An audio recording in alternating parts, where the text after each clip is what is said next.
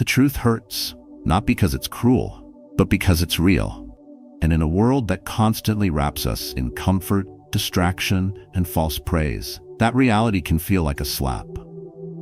But maybe that's exactly what we need. You see, the truth isn't your enemy, it's your mirror. And for far too long, many of us have avoided our own reflection. This video isn't here to make you feel good. It's not here to flatter your ego or sugarcoat your pain. It's here to strip away the noise so you can finally hear what no one else is willing to tell you, but what your soul already knows deep down. The uncomfortable truths you're about to hear, they have the power to set you free if you're brave enough to sit with them, reflect on them, and let them do their quiet work in your life. And here's something most people won't say. You might need to hear this more than once. These words aren't just for today. They're for every day that follows. Let them echo inside you. Come back, rewatch, practice, reflect. The world won't change overnight, but you can start changing the way you show up in it, starting now. If this resonates, subscribe. If it stirs something in you, share your story in the comments or once you stop running from it. 1. No one owes you anything, and that's what sets you free. You post something honest, something that came from the heart. A vulnerable moment, a story, a lesson, only to watch it float in silence. 2 likes, one from your mother, the other from someone who probably didn't even read it. You sit with that sting. You start wondering, why does nobody care? Don't I deserve more than this? And that's where the deeper truth begins to unfold, not with applause, but with discomfort. The truth is, no one owes you anything. Not their attention, not their empathy, not their understanding. And while that may feel cruel at first, it's one of the most liberating truths you'll ever accept. We live in a time where people are taught to expect instant feedback, immediate reward, and visible results. We're trained to believe that effort guarantees outcome. But life never signed that contract. The world doesn't promise you fairness. It doesn't owe you your dream job, your ideal partner, or the recognition you believe you've earned. The longer you live in that illusion, the more frustrated and powerless you'll feel. But the moment you stop expecting anything from anyone, that's when something inside you starts to shift. Your energy no longer drains toward disappointment. You stop announcing your goals because now you build in silence. You stop waiting to be seen because your focus turns inward. Quiet discipline replaces loud frustration, and your self-worth begins to grow, not from approval, but from integrity. When you release the idea that people must appreciate you, you start working for something greater. You begin to embody success, not perform it. You no longer ask, why don't they see me? Instead, you ask, how can I be better regardless of who's watching? This is how inner growth begins. This is how quiet confidence is born. And this is where you develop a power that isn't loud but immovable. Because no one can take away what they didn't give you. And it's important to realize that entitlement isn't always loud. Sometimes it's quiet. It hides in subtle thoughts. I supported them. They should support me. I worked hard, so I should be rewarded. I was kind. I should be loved back. These thoughts sound fair, but they're still forms of expectation. An expectation left unchecked becomes a quiet poison. It slowly replaces your gratitude with resentment. But when you shift your mindset, when you begin to live without needing the world to clap for you, something incredible happens. You become emotionally untouchable. You win in silence. You detach from outcomes. And suddenly, you are no longer begging the world to validate you. You are building yourself in a way that commands quiet respect. Epictetus, who lived much of his life as a slave, said, "Don't demand that things happen as you wish, but wish that they happen as they do." He didn't say that from a position of comfort. He said that from the heart of hardship. He understood that surrendering expectations isn't weakness, it's emotional discipline. And it is this mental discipline that sets you free. Because when you stop seeing yourself as a victim of what others didn't give you, you reclaim your energy and direct it where it matters, your character, your habits, your mission. So yes, the truth hurts. No one owes you anything. But that's exactly why you are free. You're not waiting for kindness. You're not chasing fairness. You're not negotiating for your worth. You stand, you act, and you let the results take care of themselves. That is power. That is peace. And that is the kind of strength that can never be taken, only built, quietly, daily, by you. Your emotions are your responsibility, not theirs. Who was the last person who made you angry? A friend who canceled last minute? A coworker who took credit for your idea? Or maybe it was just a stranger who gave you a look you didn't like. Now pause for a second. Ask yourself this. Did they truly make you angry? Or did you allow yourself to become angry? That's the uncomfortable truth Stoicism puts in front of us. Your emotions are not the result of what people do to you. They're the result of how you choose to interpret what happens. The moment you accept that, something changes inside you. You stop blaming, you stop reacting like a puppet, you start reclaiming your emotional power, bit by bit, quietly, with discipline. It's easy to think you're calm until someone touches the wrong nerve. It's easy to say you're in control until a passive-aggressive text or a careless comment flips your mood upside down. But here's the harsh truth. If others can control your emotions with a sentence, a stare, or even their silence, then you're not in control at all. You've given away your peace for free, traded it for a moment of righteous outrage or validation. And what Stoic wisdom teaches is this: you can't control people, but you can control how you respond. Marcus Aurelius said, "You have power over your mind, not outside events. Realize this, and you will find strength." He wasn't speaking from theory. He led Rome through war, plague, and betrayal, and still practiced restraint. That isn't coldness, that's power. We live in a world that rewards emotional outbursts. We're told to speak our truth, to react, to defend, to explain ourselves constantly. But reacting isn't power, it's dependency. When you explode at someone's ignorance, when you sulk because someone didn't notice your effort, when you lash out to prove a point, you think you're winning, but you're not. You're proving they have power over you. True strength is being able to observe an emotion without obeying it. You feel it, but you don't act on it blindly.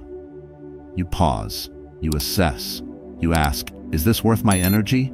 Is there truth in this feedback, or is this just noise?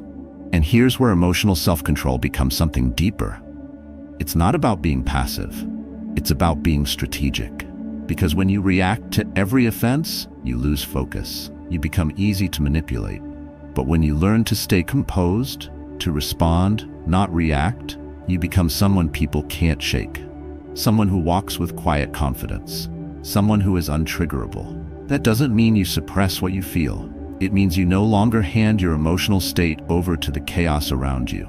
Imagine your emotions like a storm. Most people stand in the center of it, getting tossed around, yelling, crying, and crashing into others. But the Stoic walks to the edge, watches, waits, decides when and how to move. That's not weakness, that's emotional mastery. And it's not built in a day, it's trained daily. Every time you pause instead of react, you build inner strength. Every time you choose silence over an unnecessary fight, you become more powerful. This is the kind of strength no one sees, but everyone feels when you enter a room. So the next time someone cuts you off in traffic, criticizes your work, or forgets your birthday, don't rush to explode. Don't hand them the remote to your emotions. Take it back. Breathe. Respond on your terms, because your mind is yours. And when you finally own that truth, no one, not your ex, not your boss, not a stranger online, can control you again. That's not just stoicism, that's freedom. 3. You will die. Maybe sooner than you think. There are mornings when you rush out the door and forget to hug your wife. Days when you glance at your son's text, "I miss you, Dad," and think, "I'll reply later."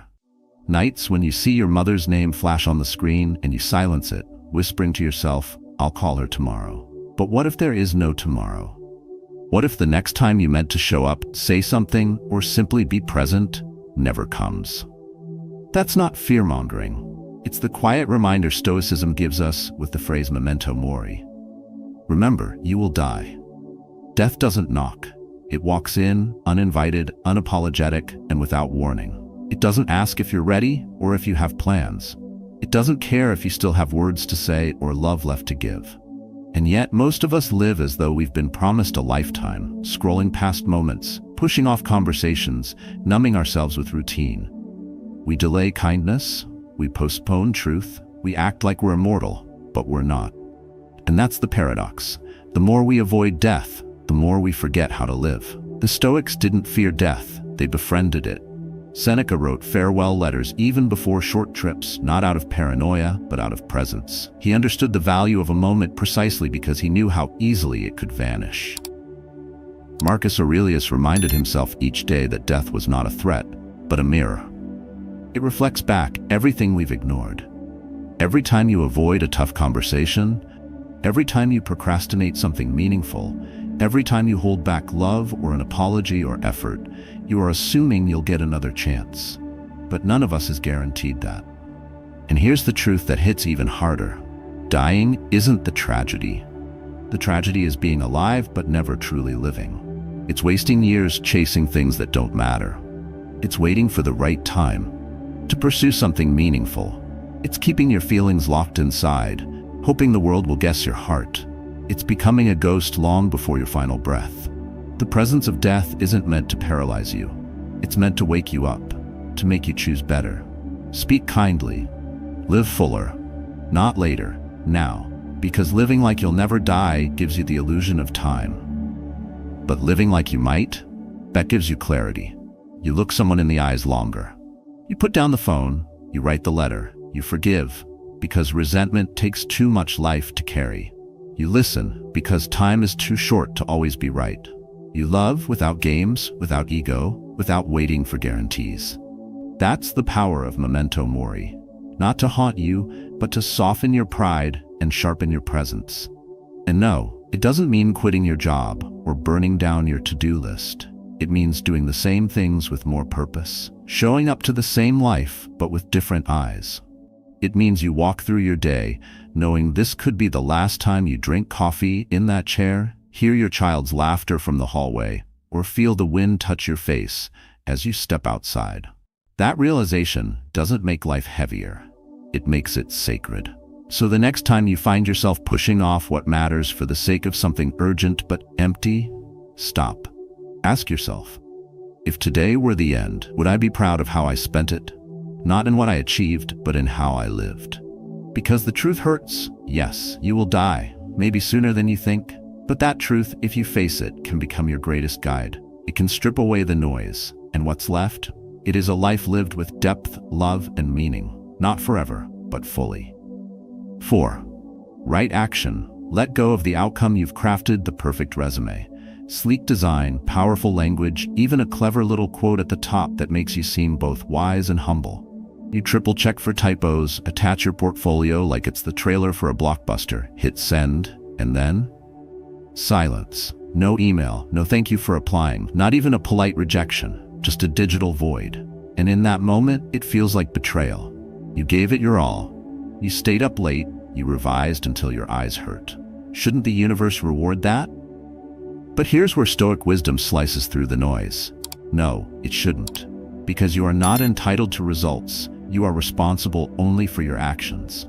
That's a hard truth to swallow, especially in a world that tells us effort equals outcome. But Stoicism never made that promise. You can do everything right and still not get what you hoped for.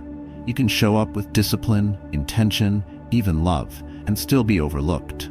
But if your value is tied to the reaction, then your peace will always belong to someone else. The Stoic response? Do what is right because it is right, not because it guarantees a return. That mindset changes everything. Imagine planting a tree. You water it, tend to the soil, and protect it from storms, and one day, maybe the fruit comes. Maybe it doesn't. But either way, you showed up as a gardener, not a gambler. That's what Stoic action looks like. Rooted, not reactive. Purposeful, not performative. It's understanding that the fruit may not come in your timing or may never come at all, but the integrity you built by showing up daily is its own reward. Take Simone Biles, one of the greatest athletes of our time. The world expected perfection in the Tokyo Olympics, but in a moment of immense pressure, she stepped back. Not because she wasn't capable, but because she understood the cost of pushing forward in the wrong state of mind. She didn't chase the outcome, she protected her foundation. Her decision didn't win gold, but it won something far greater: self-respect. She reminded us all that right action isn't about applause, it's about alignment. And this applies far beyond sports. You prepare for a relationship, You show up for someone with honesty, vulnerability, and consistency, and still they walk away. You launch a project with vision, effort, and all the quiet hours no one saw, and it falls flat. That's not failure. That's life. You're not bending to your will. But that doesn't mean your actions were meaningless. Letting go of the outcome doesn't mean you stop caring. It means you stop needing the world to validate your worth. In truth, this principle sets you free. It liberates you from anxiety, from the highs and lows of external judgment, from the toxic loop of overthinking results. It allows you to focus on what you can control: your energy, your process, your quiet commitment. And once you do that, you begin to build something unshakable, a mental discipline that doesn't break just because the outcome did. You stop being reactive. You start becoming intentional. So the next time you hit send, show up, open your heart, or take a risk, don't do it for the claps. Do it because it's aligned with who you want to be. Do it because showing up with integrity is your real power. And if the world doesn't respond the way you hoped, let it be. You planted the tree, the fruit will come or it won't, but your roots, they're deeper now, and no one can take that from you. 5. Pain is the silent teacher, brutal but true. I once fractured my wrist slipping on the stairs. Rushing out the door, laces untied, thoughts scattered. The fall was quick, but what came after was slow. The physical pain wasn't even the worst part. It was the stillness, the silence that followed. The kind where the noise in your head becomes louder than anything outside. The doctor said, "You'll need to rest for a few weeks." But my mind didn't rest. It panicked. Who am I if I'm not doing something useful? Can I still be of value if I can't produce, solve, fix, or move? That's when I understood. Sometimes pain doesn't just break your bones. It cracks open parts of you that were too proud to be touched. And in that raw space, the teaching begins. Stoicism doesn't romanticize pain, but it doesn't flinch from it either. It looks painful in the eye and says, "You're not here to destroy me, you're here to reveal me." Because pain is a mirror, a brutal one. It strips you of excuses, of reputation, of the illusion of control. And what's left is the real you, bare, trembling, and faced with a choice: surrender or grow. That's the unspoken gift of pain. It won't hand you comfort, it hands you the truth. And while that truth stings, it also sharpens. It reminds you that strength isn't built in ease, it's revealed in resistance. Think of a time you were broken, physically, emotionally, maybe both. A loss, a betrayal, a failure so loud it echoed through your body. Did you notice how clearly you began to see everything? How the masks dropped, the noise faded, and your priorities rearranged themselves without asking? That's not a coincidence. That's pain doing what it does best, cutting through the clutter, forcing you to rebuild not from ego, but from essence. It shows you what matters, it shows you what's real, and it forces you to let go of what isn't. Frida Kahlo, the legendary painter, lived most of her life in pain, a shattered spine, endless surgeries, a body that betrayed her daily. But she didn't run from it. She painted it.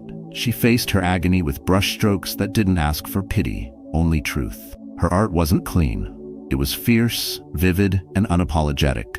And through that, she didn't just survive, she became immortal. That's what happens when you stop trying to escape your wounds and instead ask them what they're here to teach you. Your scars aren't the enemy. They are chapters in your story. And sometimes they hold the deepest wisdom. Pain humbles you, it brings you to your knees, but it also clears the fog, it forces silence. And in that silence, you begin to hear the parts of yourself you've ignored. You meet your fears, your insecurities, your truth. And from there, if you're willing, you rise, stronger, clearer, not louder, but more grounded. That's what Stoics mean when they say pain is a teacher. It doesn't shout, it waits, it whispers. And only those willing to sit with discomfort long enough will understand its language. So no, you don't have to love the pain, you don't have to pretend it's noble, but don't run from it either. Don't numb it, deny it, or bury it beneath distractions. Let it shape you, let it speak. Because once you've endured something real, something that didn't break you but broke something false inside you, you no longer chase shallow victories. You no longer fear discomfort, you stand differently. And that posture, that quiet resilience, It's not fake, it's not forced, it's earned and it lasts. Because pain, as brutal as it is, doesn't just leave you weaker, it gives you back to yourself. 6.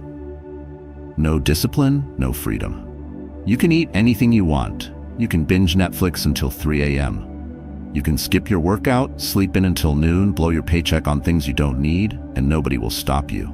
Sounds like freedom, right? But let's be honest, do you actually feel free? Are you waking up clear-headed, energized, and proud of yourself? Is your bank account growing, your health improving, your mind becoming sharper? Or are you just floating, barely holding it together beneath the surface of temporary pleasures? That's the paradox Stoicism exposes with brutal clarity. What most people call freedom is often just dependency wrapped in convenience. You think you're in control because no one's telling you what to do. But if you can't say no to your impulses, you're not free. You're a slave to them. If your phone dictates how you spend your mornings, if your cravings decide what you eat, if your moods control how you treat others, then the problem isn't the world. It's you. And that's where Stoic philosophy hits hardest. You don't get to claim freedom if you haven't earned it through discipline. Real freedom isn't about doing whatever you feel like. It's about mastering your energy so you can do what matters most, even when you don't feel like it. Discipline doesn't look glamorous. It's quiet. It's waking up when no one's watching. It's choosing the salad over the sugar. It's turning your phone off when your brain begs for dopamine. It's doing the hard thing now so your future self doesn't pay the price. Stoics understood this well. Epictetus was a slave, but still considered one of the freest men in history, not because of his circumstances, but because of his mindset. He trained his thoughts. He governed his reactions. He chose action over excuse. Meanwhile, you can live in the freest society on earth, have every opportunity at your fingertips, and still be imprisoned by procrastination, by emotional chaos, by your refusal to build habits that anchor you. When you lack discipline, you don't float, you drift. And drifting always leads you somewhere you didn't intend to go. But when you're disciplined, you start living with clarity.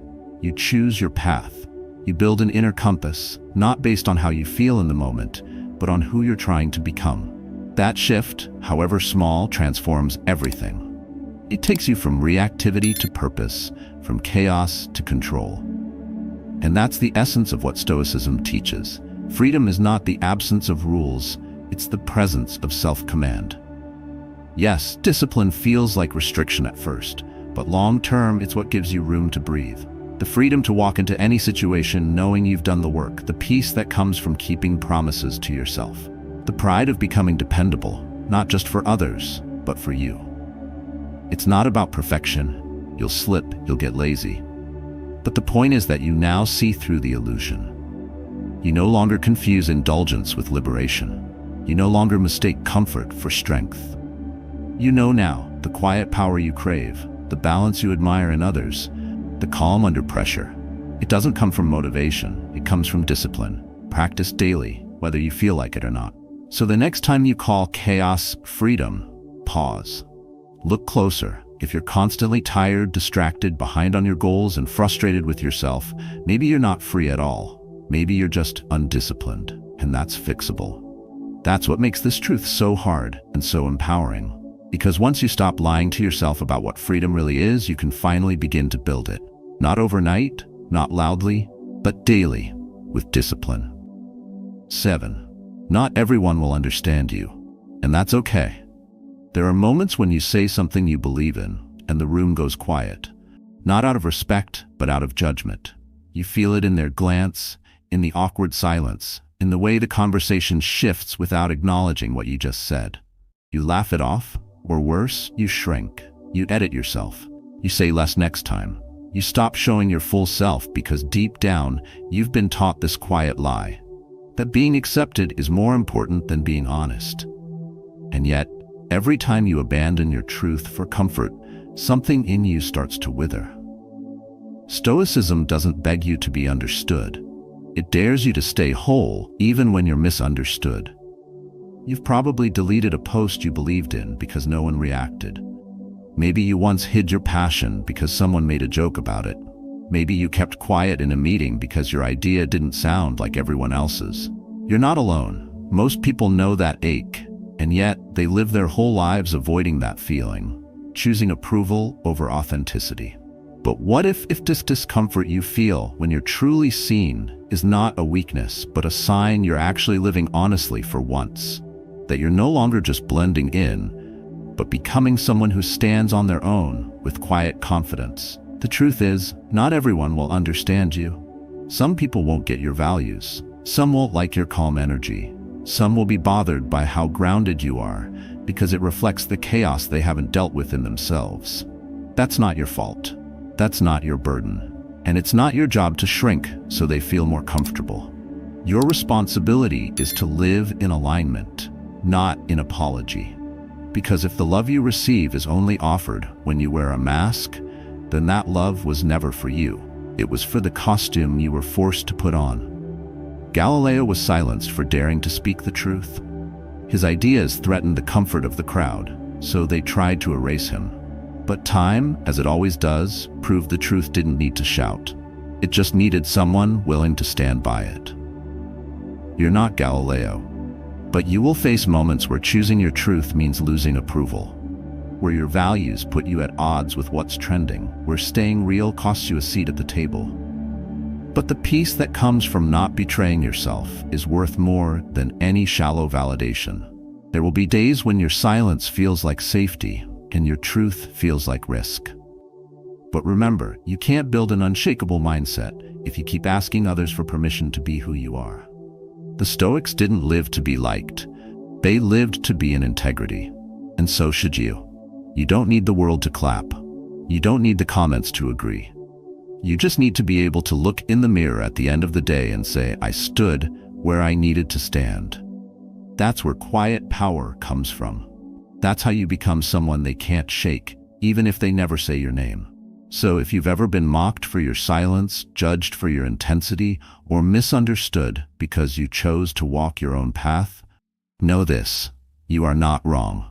You are rare. And rare things aren't always appreciated at first. They're just harder to ignore in the long run. Not everyone will understand you, and that's not only okay, it's necessary. Because your truth was never meant to fit inside someone else's comfort zone. It was meant to set you free. The truth hurts, not because it breaks you, but because it wakes you up. And in a world full of distractions, illusions, and noise, hearing what's real can feel like a punch to the chest. But it's also the beginning of something deeper: clarity, growth, and freedom. When you stop expecting, when you take full responsibility for your emotions, when you accept that death is not some distant shadow, but a constant reminder to live, you become unshakable. And when you let go of the outcome, when you face pain instead of avoiding it, when you build discipline and no longer fear misunderstanding, you rise with quiet strength.